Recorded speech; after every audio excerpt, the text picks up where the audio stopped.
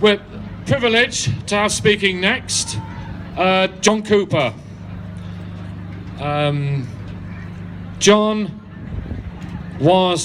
is ex-president of League Against Cruel Sports, and he's now doing some work for Save Me. I don't know exactly what he's going to say, but I'll let John carry on. Thanks very much. I can't follow what you've just been listening to. I don't really have the moves or the sense of rhythm to do that, so you're all going to be disappointed if you think that's going to be a follow-on. Oh, come on. And I know. But I'm here today speaking on behalf of Save Me, and everyone at Save Me sends their support and good wishes to you. And I know Brian Ray, who's central, of course, to that initiative, heart and soul alongside you all, and sends his greetings to you for all the hard work you're doing. One of the things I said on a number of occasions on the social media recently about this tremendous event is the array of talented people with different talents, different skills, different perspectives coming together. And that not only sends a message out generally to the nation, to politicians, but also it's good for us, isn't it? It's rather cathartic to come together amongst friends, colleagues and comrades to share views, ideas and strategies for the way forward. Because there is a way forward here. There is work to be done. And can I encourage everyone here who come from different perspectives, with different experiences, with different approaches, with different aspects of knowledge about protecting our wildlife from wherever it may be. You all take an opportunity of talking to each other. Because that cross-fertilisation of knowledge, experience, tactics, information and abilities will serve us all well in the future fights we have, protecting different aspects of wildlife throughout this country. What we need to be careful about is the propaganda that's put out by government, often of different perspectives, against people like us fighting for wildlife. But more importantly, the propaganda put out against wildlife. We have heard about Project Fear. I'm not going to talk to you about the European elections. I'll leave Dominic to do that. I'm not going to give you a broadcast on how you should vote. But what I'm saying to you is that we all know now about Project Fear and the way politicians from different perspectives and different persuasions attempt to frighten us to do and think in certain ways. There is a great groundswell of opinion in this country which is getting more and more anti-establishment. I don't fear that, and I don't think it is wrong. And when one sees criticisms of people who have the temerity to challenge those in authority as being people who in some way should not be listened to, when I hear that, as far as I'm concerned, I don't listen to them who say it, because we all have a voice. Please do not be put off by Project Fear when it comes, for instance, to badgers. An example of Project Fear was what George Eustace, yes I did say Eustace, said a few months ago when he referred to a reservoir of disease in the wildlife population. That's the sort of statement, the sort of comment, the sort of rhetoric that creates fear in the community, that creates fear amongst people, stops them thinking, makes them afraid, which results in the victimization of wildlife. I'm here for a short period of time on behalf of Save Me to talk to you fundamentally about badgers. I know other colleagues that Save Me, Nigel for instance at the back, will later be talking to you about other things.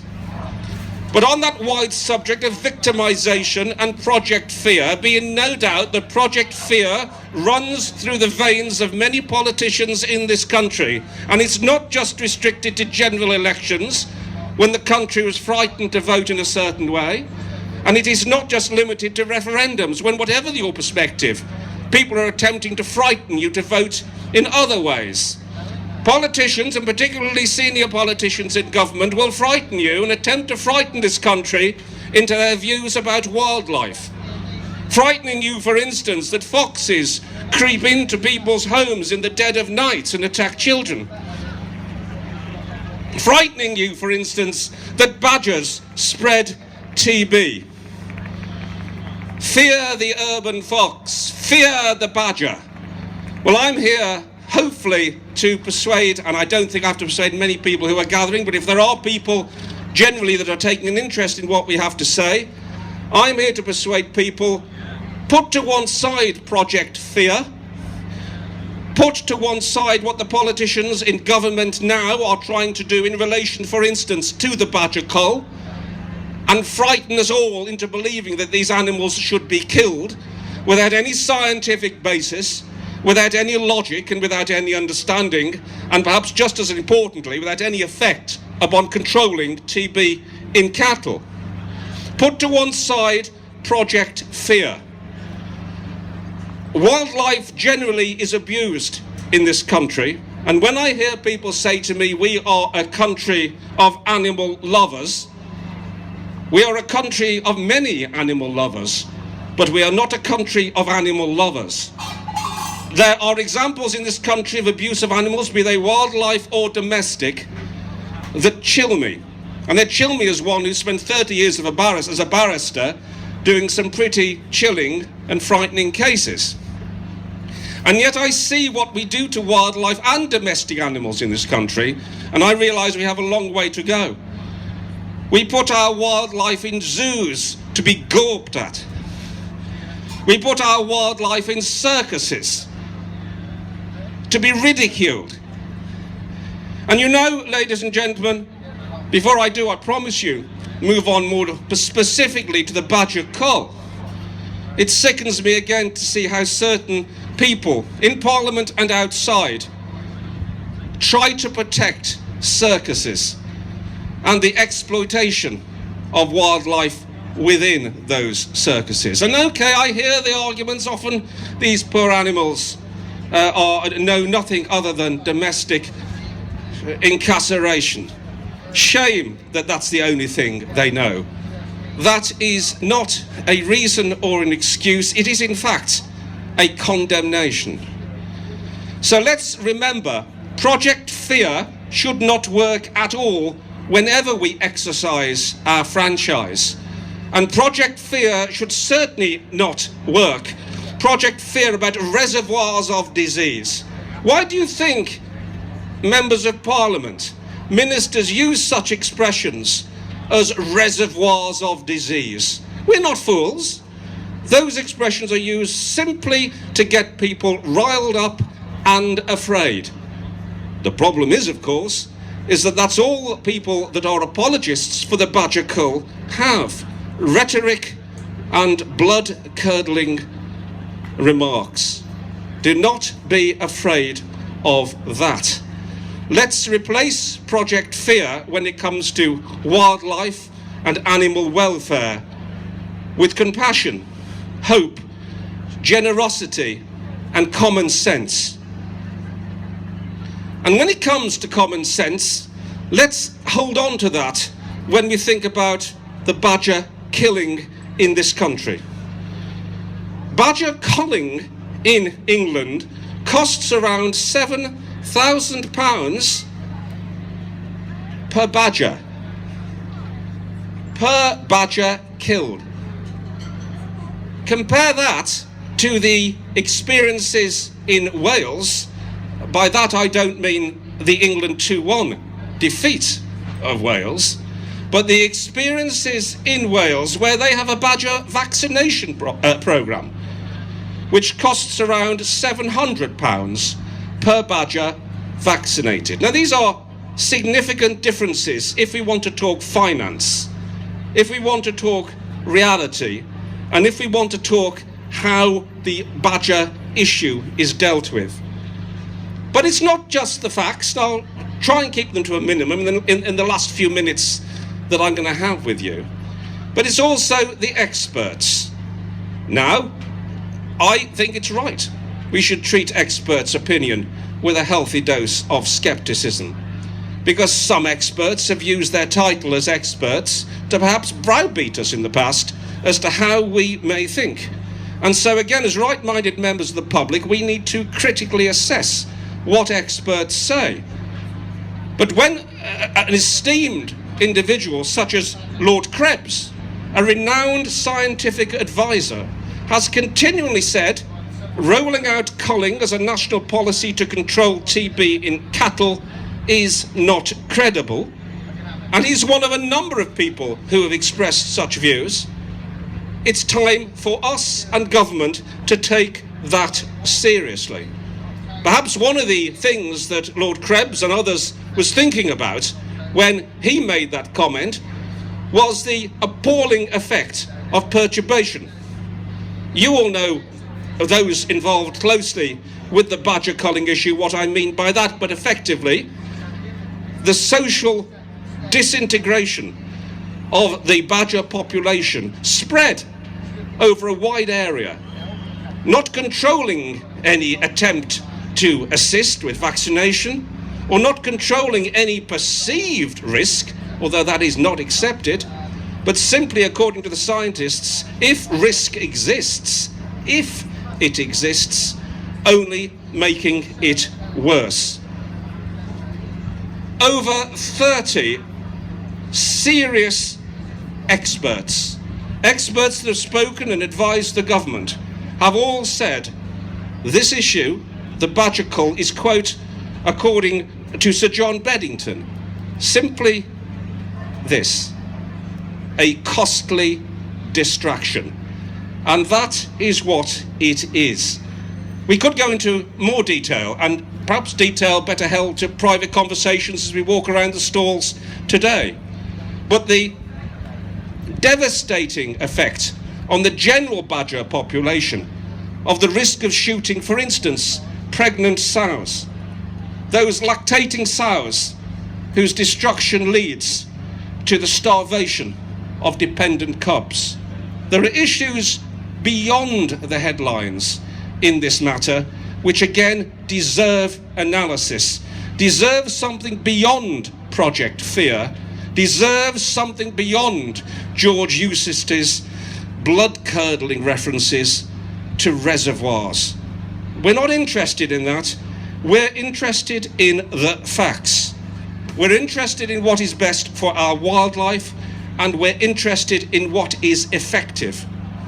The 3 pilot culls in Gloucester, Somerset and Dorset since 2013 have cost £30 million. £30 million. And for what? Hardly any badger has been tested positively as a carrier of bovine TB.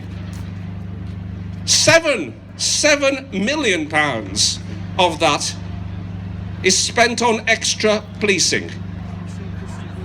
Don't we think that the police have better things to do than to police a useless and unscientific experiment?